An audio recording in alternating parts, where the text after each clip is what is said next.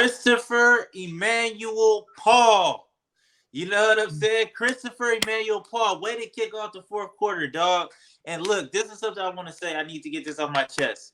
Reggie Miller, get Luka Doncic's nuts out of your mouth. Like, golly, like every 10 seconds, Luka is this, Luka is that. Like, yo, relax with this. Luka, like, that's all he talk about. Oh, I'm not trying to hear that the whole game. Like, I get it. One thing I will say, I thought that his 45-point game was a little stat patty last game, and I didn't really touch on it because I was like, if you really watched the game, you knew that we was up by a dub, and it was after JaVale McGee kind of stole the ball from him. Like, everybody just mentally checked out. Like, after JaVale McGee stripped him and went coast to coast, like, it literally went from a 21-point lead all the way downhill. Like, everybody was like, yo, it's time to go home. It was like one of those it's time to go home moments.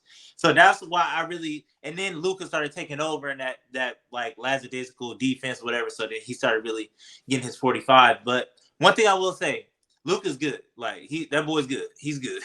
He's good. And you know what I'm saying? He scored 35 and he hit like, I want to say 3 threes back to back. I was like, golly, like that boy, he's good. So I got to put some respect on his name. He definitely, but like Reggie Miller, you got to chill out on that. But to all the Mavs fans, I'm not trying to hear it. Don't hit me with no, it was the fouls. It was the refs was cooking. The refs was cooking all night for everybody. Like, the refs was absolutely terrible on both sides of the ball. Like, it didn't matter. Defense, offense. They called, like, I want to say 5 offensive fouls, like, back to back to back.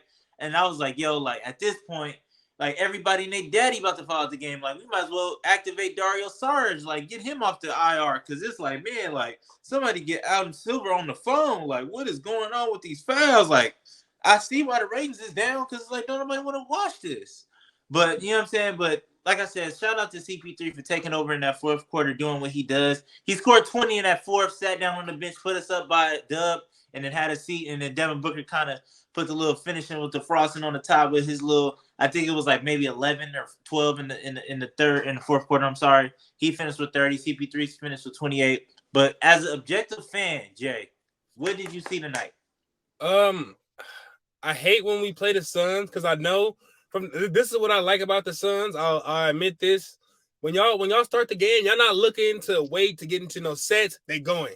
It's whoever's hot right now, feed them the ball. Let's get it cracking. Let's get this show on the road. They don't waste no time in getting the lead or getting up. But I will say the Mavs, I think Jalen. Let me rewind back. Jalen Brunson got in foul trouble early, so he had to miss a lot of the second half. So not a lot of the first quarter, but so he wasn't as effective in that first quarter as he wanted to. But Luka did bring him back in that second, third quarter, had him in the game, had a lead. But then, like I've said before, like the Suns are probably are the best fourth quarter team in the league because when the fourth quarter comes on, y'all don't lose too many close games. When it's a close game with the Suns, like you might as well chalk that one up because we now officially 52-0 when we going into the fourth quarter. But go ahead. My thing too, I'm just waiting for this series to be over. It's not even entertaining no more for me because like it'll be good the first couple of quarters and then you guys are running away with it in the fourth and I don't want to watch that. I'm trying to watch some entertainment. I'm like in that Grizzlies Warriors series right now. Whoever y'all get out of them two, woo! That's when the fireworks right there. And go to that fourth quarter stuff y'all do to everybody else with either one of them. And so just as a Mavericks, like Luka can't do everything. You know what I'm saying? For all fourths. Like he definitely carried on that first quarter. Like we threw our first punch and then Luka threw a haymaker right back and we wasn't really expecting that. And then we tried to double him and blitz him off the ball a little bit.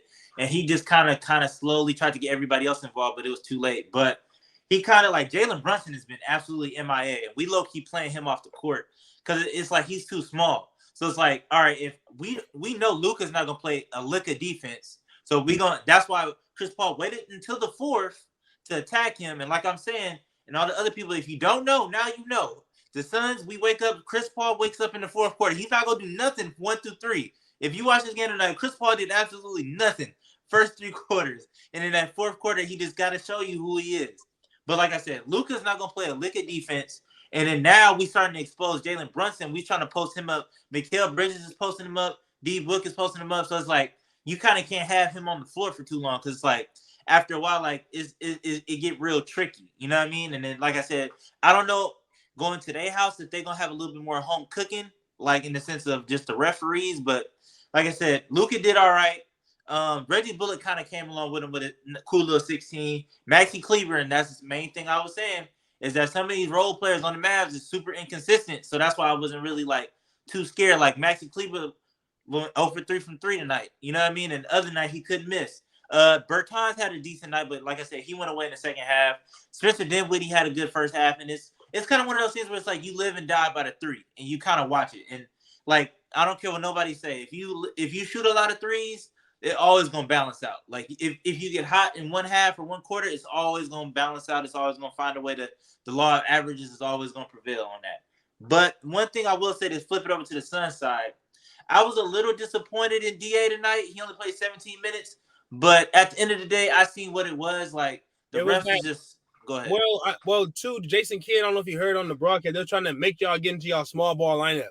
Mm-hmm. But I mean, y'all small ball lineup is pretty solid because y'all got Cam, y'all got Bridges, y'all got CP, y'all got all those other guys who can play other positions, and they're pretty long. So you don't want to get into that battle with them. So I mean, big or small, you guys can play either way. But I will say this: I feel like the Mavs will probably get one game in Dallas, but this series is over in 5. Yeah, that's why I'm not one of those people that be like, oh, like Suns and 4, Suns and 5, whatever. Like I feel like the Suns and 4 thing is just played out now. It's just like it is what it is. But like if we just still one of these in Dallas and just, you know what I mean, come back to the crib and finish it off, that I'm cool with that. You know what I mean? But like I said, if you're a Mavs fan, I would be upset too, just because the refs, you know what I'm saying, they took over the game early. I was like, this game is going to be ugly. And like I said, Suns can win all kind of different ways. We can win big. We can win small. We can win ugly. We can win, you know what I'm saying? We can beat the refs. We can beat, you know what I'm saying? Our bench can beat you. All right. We can win injured. So it's just like, it's a plethora of different ways that we can beat you as a Suns team. And like I said, it's just been so long seeing a Suns team this good, or like ever really seeing a Suns team this good. It's so crazy. But one thing I want to say that pointed it out, or like that I feel like busted open the whole game, or like what was it? The tide where it turned is Jay Crowder busted the whole game open. And hear me out on this. Jay Crowder busted the whole game open. Hold on, let me explain. Jay Crowder busted the whole game open because we run a lot of Spain pick and rolls, and he pops out. Jay Crowder sets the screen first, and then DeAndre Ayton come after, and then CP3 use the DA screen to try to get into the mid range, and then by the time you recognize it, Jay Crowder's already popped out a 3 ball at the top of the key. And so instead of Jay Crowder just launching up a bunch of threes, he would penetrate, and the only person that would be in the paint would be Luka. So he would attack Luka, and then somebody would have to come over and help either Maxi Kleber or Dwight Powell. And instead of trying to go up at Dwight Powell or one of them, he dumped it off to the dunker spot, and it's either Biyombo, McGee, or Ayton right there. So I'm like, okay, like he just busted up in their whole game plan. Like even if you try to hide Luka, you can't hide him on that. So it's just like, that's what I'm saying. Like he busted. I don't know if you noticed that, Jay, or if you seen that. Because like after Jay did, he dumped it off like 3 times in the paint, and we got 3 little easy dunks like at the rim, and then I was like, okay, like it's a problem. And then all of a sudden our 3 started falling, and then it just kind of snowballed after that. But go ahead. Yeah, my thing, I just remember CP3 busting it open in the 4th, and Devin Booker, I think he had 12 in the 3rd. He was going crazy too, but I don't see the Mavs coming back. I don't really see them for them to win 2 games in a row after I don't see them holding or sustaining the lead for too long. Like you guys might slip up and they might just get 1 in Dallas, but other than that, I'm not too keen on that. But I will say this: I do want to see the Jay Crowder Draymond Green matchup next round. I can't wait to see that. I cannot wait to see that. I don't know, man. I'm torn between, because like I said, I got the big. I don't want you don't want to see Memphis. You don't want to see Memphis. I low-key want to see Memphis just for my pride, just for my pettiness. I'm working on it, but you know what I mean? Like I low-key want to see Memphis, but I don't know, man. But that was a good game tonight. Like I said, we'll be back on Friday. Hopefully we can steal one of these games. And then, like I said, I feel like if we can do that, we can kind of just take the momentum from them and just hopefully it just deflate it and just roll over. But you never know, man. We've seen crazy stuff in the NBA. So until next time, man, peace. Peace.